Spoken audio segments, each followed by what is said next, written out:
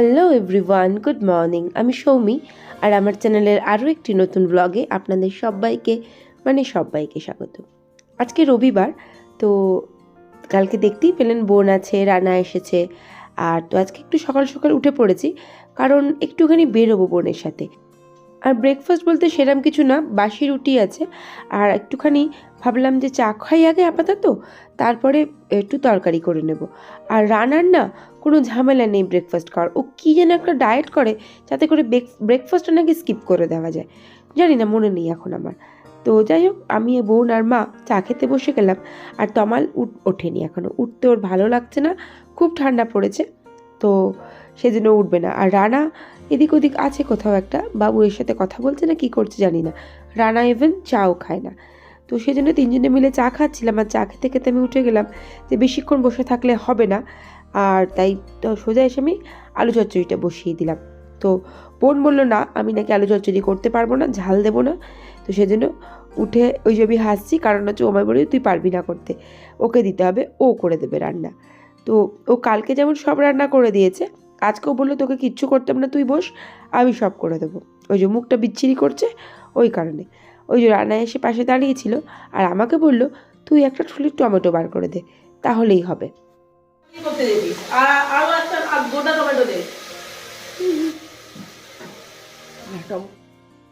ওই যে প্রথমে দেখলেন হাফ টমেটো বার করেছি, ওতে হবে না, আর বলে দিল আমাকে গোটা টমেটো বার করে দে। আমাদের বাড়িতে মোটামুটি ওকে আমরা সবাই একটু ভয় পেয়ে চলি, এই আর কি। যাই হোক, তো ও আলু চচ্চড়িটা বসিয়ে দিল, আর এদিকে আমি না মাংস হবে আজকে, তো একটুখানি মাংস জোগাড় করছিলাম। তো মাংসটা ও বলেছে ও নাকি খুব সুন্দর মাংস করতে পারে, সেজন্য মাংসটা ওই রেডি করবে। তো একটু ব্যস্তই ছিলাম, হুটোপাটি করে মাংস রেডি জোগাড় করছিলাম। তো বললো প্রথমে মাংসটা ম্যারিনেট করবে, তার জন্য আদা রসুন বাটা, টক দই, আর যা যা মশলা লাগে, লঙ্কা গুঁড়ো, হলুদ গুঁড়ো, জিরে গুঁড়ো, ধনে গুঁড়ো, আর না একটুখানি গোলমরিচ গুঁড়োও দিয়েছিল। তারপরে একটুখানি মনে হয় সর্ষের তেল, এই সমস্ত ঘরোয়াই রান্না।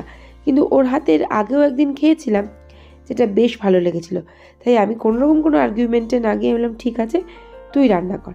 আর আজকে একটু ব্যস্তই আছি, যেহেতু বেরোবো, সেটা যতটা তাড়াতাড়ি করে সম্ভব করছি।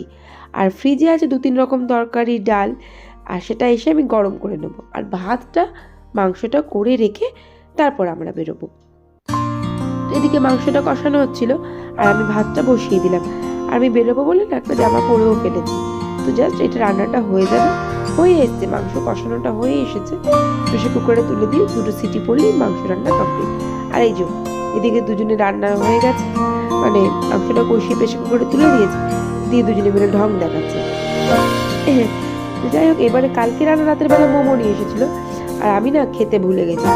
এখন খেতে গিয়ে দেখছি কি বিশ্রী একটা গন্ধ যাচ্ছে, আর বাবু আমার দিকে তাকিয়ে তাকিয়ে হাসছে। এবার আমরা বেরিয়ে পড়লাম। তো এখান থেকে সোজা যাবো আমরা এখন স্টেশন বলতে আমাদের সবাই জানেন আমরা রানাঘাটে থাকি, সো দ্যাট আমরা রানাঘাট স্টেশনেই যাবো। স্টেশনে এসে দেখলাম বেশ ভিড়, একটা ট্রেন চলে গেল। তো ভাবলাম কোন ট্রেন গেল রে বাবা, তারপর দেখলাম না, ওটা গেদে লাইনের ট্রেন গেছে। তো খানিকক্ষণ ট্রেনের জন্য অপেক্ষা করলাম, আর তারপর ট্রেন চলে এলো। আমরা সোজা ট্রেনে উঠে, ট্রেনটা ফাঁকাই ছিল, আর শীতকাল যেহেতু না খুব ঠান্ডা হাওয়া দিচ্ছিল। আর যখন এই গ্রামের প্রতি ট্রেনগুলো যায় না, এত ভালো লাগে দেখতে। যদিও আমি সর্ষে ক্ষেতটা আজকে এখন দেখতে পাইনি, আর সর্ষে ক্ষেত দেখতে সবচেয়ে ভালো লাগে। গিয়েছিলাম একটু শাড়ির খোঁজে, বোন কিছু শাড়ি কেনার ইচ্ছা ছিল, আর আমারও কিছু শাড়ি কেনার ইচ্ছা ছিল। কিনেছি 2-1টা শাড়ি, দেখাবো কোনই পরে আপনাদেরকে। তো এখানে শাড়ির কালেকশনগুলো কিন্তু ছিল অপূর্ব, আমার তো খুব ভালো লেগেছে। আর মাঝে মাঝে আমরা আসি এদিক ওদিক শাড়ি কিনতে। তো এখানে সব কটা কালেকশন রিজনেবল রেট, বেশ সুন্দর ছিল। আমার তো যা দেখি সবই পছন্দ হয়ে যায়। তারপর না একটা প্লাস্টিকের মধ্যে শাড়ি ছিল, আমার ওটাতে চোখ গেছে। তারপর বলে গেলে 7,000 টাকা দাম শাড়িটার। আমি শুনে বললাম না বাবা চলো পালাও, বলে সব কিছু কেনাকাটি কমপ্লিট করে সোজা চলে এলাম। আর আসার সময় না আমরা ট্রেনে আসিনি, টোটো ধরে বাড়ি চলে এসেছি। তো আর বিকেল হয়ে আসছিল, তারপরে রাস্তায় ছিল চরম জ্যাম, সেই জন্য বাড়ি অবধি টোটোটা ছাড়তে পারেনি। সেই জন্য আমরা একটা জায়গায় নেমে পড়েছিলাম, আর এটা হচ্ছে আমাদের চূর্ণী নদী, তার উপর দিয়ে যে এটা ওই ক্যান্টিলিভার ব্রিজ বলে না, এরকম একটা ব্রিজ করা আছে, সেই ব্রিজের ওপর দিয়ে আমরা আসছিলাম। আর সিরিয়াসলি এই ব্রিজটা না দুলছিল রীতিমতো। আর আমি তো খুব কম টাইম এই ব্রিজের মধ্যে উঠেছি, আমার তো খুবই ভয় লাগছিল। তো তো এই ট্রেনে শুধু পায়ে করে মানে পায়ে হেঁটে আমরা যাতায়াত করতে পারি, আদারওয়াইজ সাইকেল যেতে পারে, আর কোনো রকম কোনো কিছুই যেতে পারে না। আর এটা হচ্ছে আমাদের চূর্ণী নদী, আবারও বলে দিলাম। তো বাড়ি চলে এলাম। বাড়ি চলে এসে আমরা সবাই মিলে একসাথে খেতে বসে গেলাম। খাবারটা গরম করে নিয়েছিলাম। আর তমাল যেহেতু বিকেল হয়ে গেছে, এখন প্রায় 4টে বাজে, তমাল খেয়ে দিয়ে কিন্তু বেরিয়ে গিয়েছিল। আর ওরাও খেয়ে দিয়ে এবার বেরিয়ে যাবে, মানে একটু আড্ডা মারবো, তারপর সন্ধে হলে ওরা বেরিয়ে যাবে। আর যে চলে এসেছি আমরা স্টেশনে, বোনকে একটু ছেড়ে দেবো, ও উঠে যাবে ট্রেনে, তারপর আমি ওকে ট্রেনে তুলে দিয়ে বাড়ি যাব। সেজন্য একটু চলে এলাম। আর এটা কিন্তু ওদের ট্রেন না, এটা আগের একটা ট্রেন। আর এই ট্রেনটাতে মারাত্মক ভিড়, বুঝতে পারছেন তো রানাঘাট স্টেশনে কী লেভেলের ভিড় এখন। তো এইটা আর উঠলো না, এর একটা পরে এই ট্রেনটা এলো। এটা ওই রানাঘাট গেদে থেকে আসে, রানাঘাট লোকাল হয়ে যায় রানাঘাটে এলে। তো এই ট্রেনটা মোটামুটি একটু ফাঁকা থাকে। তো ওই ট্রেনটাতে ওরা উঠে সোজা বেরিয়ে গেল। বেশ সারাদিন ছিল, মজা হচ্ছিল, ভালো লাগছিল। তো ও তো বললাম না আগের দিন খুব ব্যস্ত, আর রানারও অফিস আছে, সেজন্য ওরা বেরিয়ে গেল। তো আজকের মতন এখানেই শেষ করলাম। আর আজকে হচ্ছে সোমবার, 22শে জানুয়ারি। আজকে রামলালার মানে আমাদের শ্রীরামের প্রাণ প্রতিষ্ঠা হবে অযোধ্যা মন্দিরে। আজকের দিনটা বিশেষ দিন, খুব সুন্দর একটা দিন। মনে হচ্ছে যেন প্রায় 500 বছর পরে উনি বাড়ি ফিরছেন ওনার নিজের রাজ্যে। খুব ভালো দিন আজকে। তো একটা কথা আজকে মনে হচ্ছে, রঘুকুল রীত সদা চলি আয়, প্রাণ যায় পর বচন না যায়। মানে এখান থেকে আমরা শিখতে পারি, যাই হয়ে যাক নিজের দেওয়া কথা যেন না কখনো নড়চড় হয়। তো যাই হোক, একটাই কথা বলতে পারি, আজকে ঘর সুন্দর করে সাজিয়েছি রামলালার জন্য।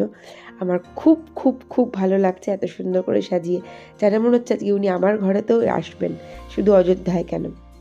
তো আজকে আমরা নিরামিষ রান্নাই করেছিলাম। তো আজকে যেহেতু নিরামিষ ওবেলা রান্না করেছিলাম, তো এবেলা ভাবলাম চলো অন্য কিছু করি, ঘরে সুন্দর করে প্রদীপ জ্বাললাম, তারপরে খানিকক্ষণ পরে রান্নাঘরে চলে এলাম। তো আজকে একটুখানি না পরোটা করলাম। তো পরোটা বলতে এটা কড়াইশুঁটির পরোটা, মানে কড়াইশুঁটির কচুরিটা করতে এখন আমার ভালো লাগছে না সন্ধে বলে। তো বাবুয়ের খিদে পেয়েছিল, ওকে বললাম যে ঠিক আছে চল চটপট করে দুটো পরোটা করে ফেলি। তো পরোটা করব। আর নিরামিষ আলুর দমটা আমি একটু আগেই করে রেখেছিলাম। তো নিরামিষ আলুর দম আর পরোটা দিয়ে আজকে আমাদের রাতের ডিনারটা কমপ্লিট করব। তো যাই হোক, বাবুইকে আমি এখানে খেতে দিয়ে দিলাম, আর ব্লগটা আমি এখানেই শেষ করলাম। ভালো লাগলে প্লিজ পাশে থাকবেন, আর ভিডিওটা দেখার জন্য থ্যাংক ইউ। জয় শ্রীরাম।